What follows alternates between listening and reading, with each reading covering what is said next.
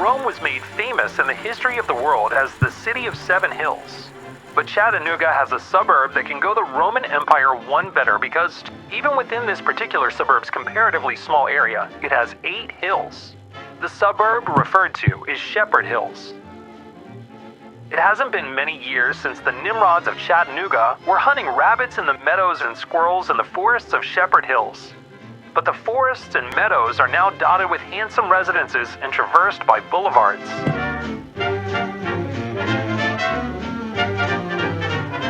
Anyone who has not visited this new suburb east of Missionary Ridge within the last 2 or 3 years can have no conception of the wonderful improvements. And I'm a giver and a sad but true, I'm a sapperoo too. Taking it from a taker over like you. Don't know where. Development of Shepherd Hills was started only 6 years ago. But today, the suburb has 31 homes with an average value of $18,000 each. Development of parks and playgrounds in the suburb has kept pace with the general effort of the developers in constantly taking care of and beautifying every spot in the 90 acres of Shepherd Hills, so that Chattanooga may well feel proud of this suburban city of 8 hills.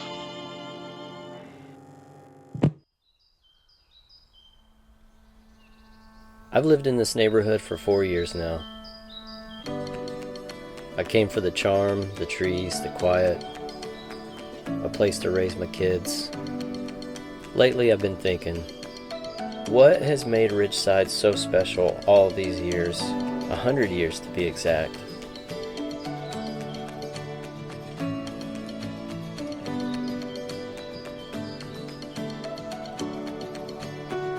I wanted to understand what's kept it feeling like home for 100 years.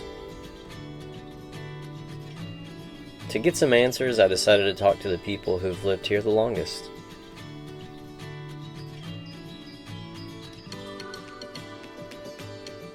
I have been in the neighborhood on my latest stint beginning in 2006, but before that I lived here with my mom and dad, and we moved in 1980, and I was 7 or 8 years old. I spent a lot of time at our pool as a kid and in Crescent Park in the big communal park area, playing baseball and climbing trees and playing in the woods that are kind of between Crescent Park and Shepherd Hills. We liked to go down to the little creek that runs down the walking path and look for crawfish. I mean, we would do that almost every day. Always trying to find the biggest one we could.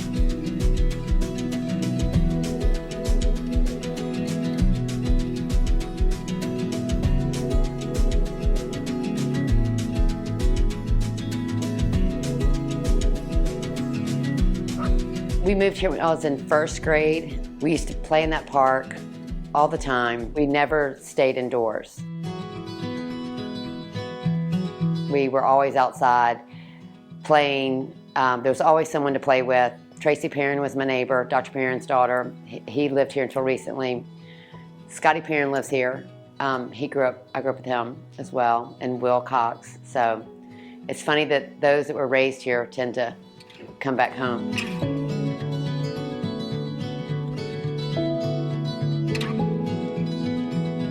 I think our favorite memories when I was talking to my siblings is we had to rent a policeman, and we would tell him that we were like sneaking out to play kick the can in the park at like 10. And we told our parents, of course, because I hated to get in trouble, so I would tell my dad, if we're not back in a couple of hours, come find us.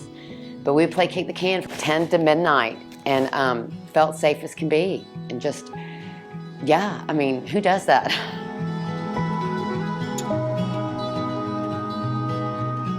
We love it when we walk the dogs or at the pool and there are 8 little boys playing baseball. I mean, that's just how we were raised. We played football and baseball and tennis. I think this is the last neighborhood where we look out for kids. The kids in the neighborhood are experiencing the way I was raised, which was outside.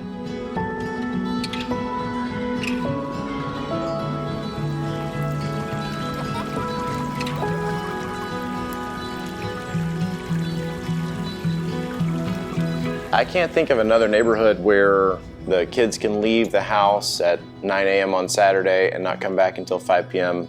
and you don't worry about them at all, and they have a ton of fun and they're hanging out with their friends. And that seems to be the experience of most kids in this neighborhood. We've lived in several neighborhoods, and I cannot think of another neighborhood where I know maybe almost everybody on my street, and it's a long street, in addition to many, many other families throughout the whole neighborhood. And it's intergenerational, which is really special. We love the families that it feels like we're raising our kids together with. I think specifically it feels like it's almost like an old-fashioned sense. That's something that is lost a lot. And I think about it for our kids. It's exactly the kind of place where we want to raise them, where they get to interact in person, spend a lot of time outside, have relationships across the generations, be able to have some freedom to roam. And those are things you can't find these days in many other places.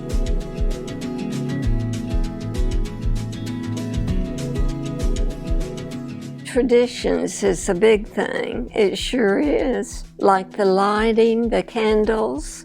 The luminaries. Love the luminaries. When we were growing up, we used to take a wheelbarrow and go up to the pool and get our sand and come back. And now we do cat litter. Yeah, I can remember candle lighting as a kid. That was a really special event for us all. The picnics at the park or down at the pool. We all brought covered dish, and we would set up the tables in the park, and everybody would bring something. And I think that was a real wonderful neighborhood time that so many people came to, and the children could play, and that, I guess that was my favorite time.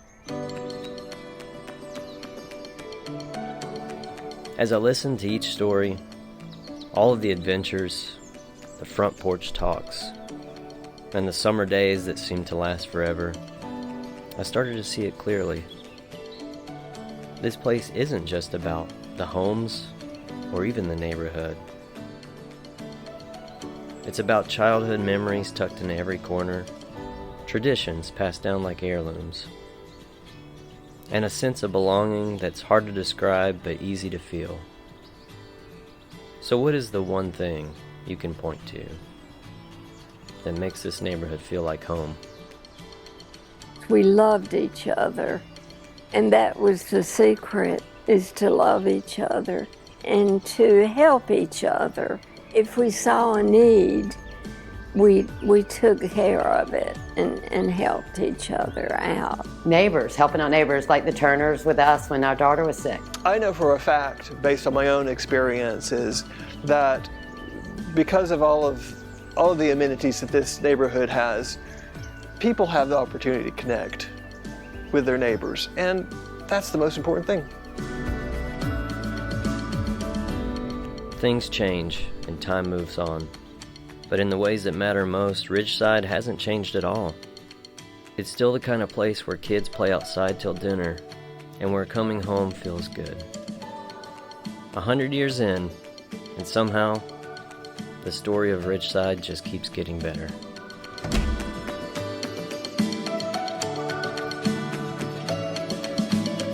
Are there a lot of kids at Halloween in our neighborhood?